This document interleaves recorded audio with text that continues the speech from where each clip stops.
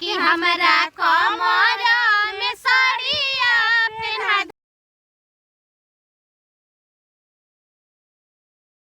ए भौजी तब घूघू टांग ल जाओ हम घूघू टांग के लात शरम रख जाओ काहे जरूरी बा ये बुची घूंघट टान लके। अच्छा त अब उघार ल जा होय कातना नीक लागता हो देखत तड़ू हरियर हरियर। ए भौजी हवे हमनी के खेतवा ह दीदी हां दीदी त इंग्लिश फिल्म नियन कॉले हनी। जान त हम फिर पछे के लाज के कह बुची जान त तारा भैया के राज बाटे त में लाज कैसन हो आ हो खेतवा में के जन तोरिया लोकत न हमनी के ऊ भैया ना जब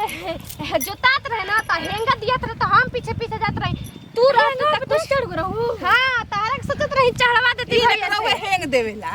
हां कैसे है काहे ना तू दोनों बड़ा में सब बान के ए भौजी एही में त जाग गिराई बोला का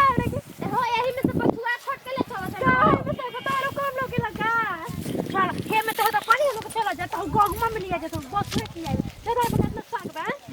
खोट ला सगिया निक न बाटे केतना सुगर सुगर बाटे। बैठा ओई क्या बैठा हो छोटका के मम्मी ई कदन का खोटा फूल देखत ए रहे। भौजी हला गीत के गावे का हो निमिया के दाढ़ी होया होला। हां के निमिया के दाढ़ी लगा हई लगावा गीत कौन होला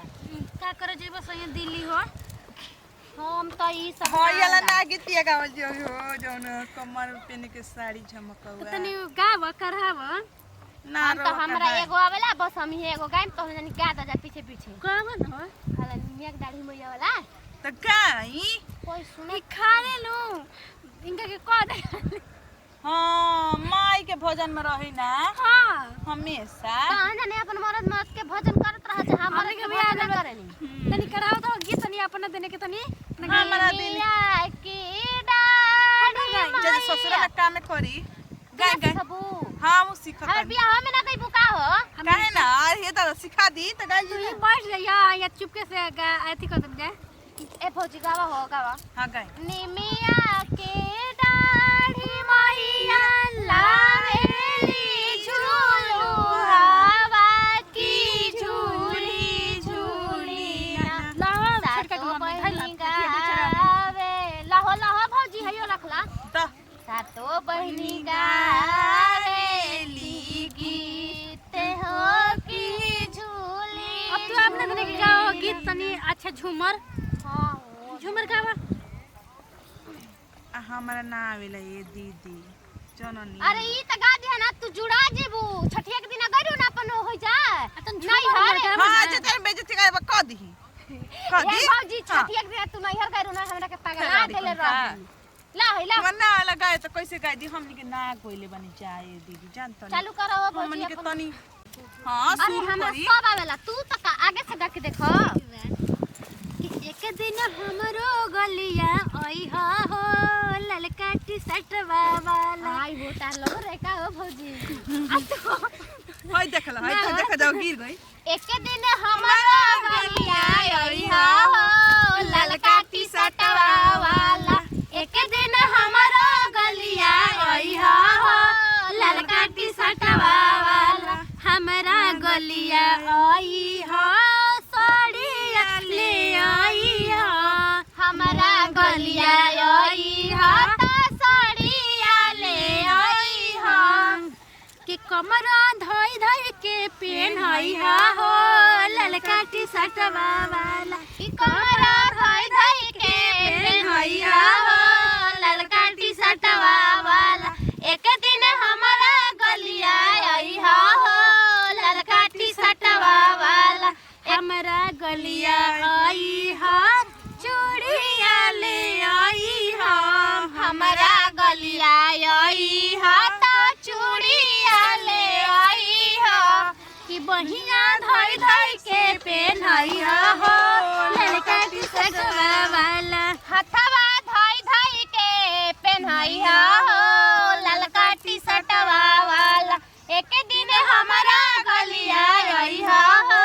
ललका टी शर्ट वाला कोई देखत नहीं खेला तो हमने के कुल लाल टी शर्ट पहनवा बुलवा दिए सब ना कोई देखे का आ हो भौजी हाथ में नीक नीक गाना गीत सीखले बाड़ू लेकिन तू ना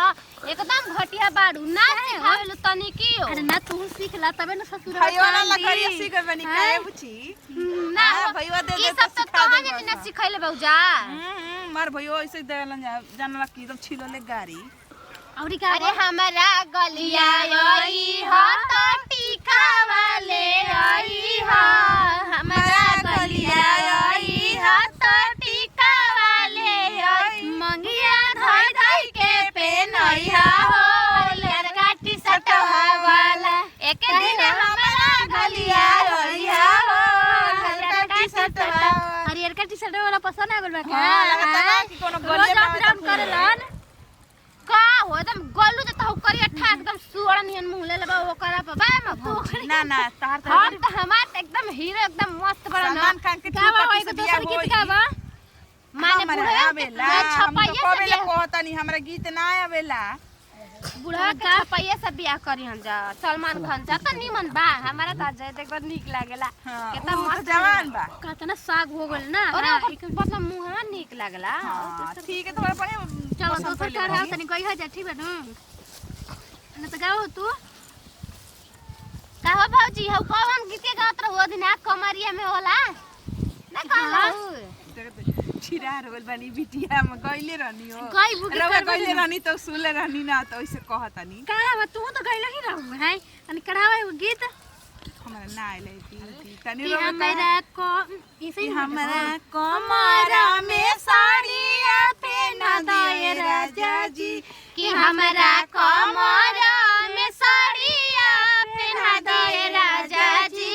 दिलवा के कारण से लागल बा बता दे राजा जी दिलवा के कारण से लागल बा बता दे राजा जी दिलवा के कारण से लागल बा बता दिए राजा जी कि हमरा कमरा में साड़िया पहना दिए राजा जी हमरा कमरा में साड़िया पहना दिए राजा जी दिलवा के कारा से लागल बा बता दिए राजा जी दिलवा के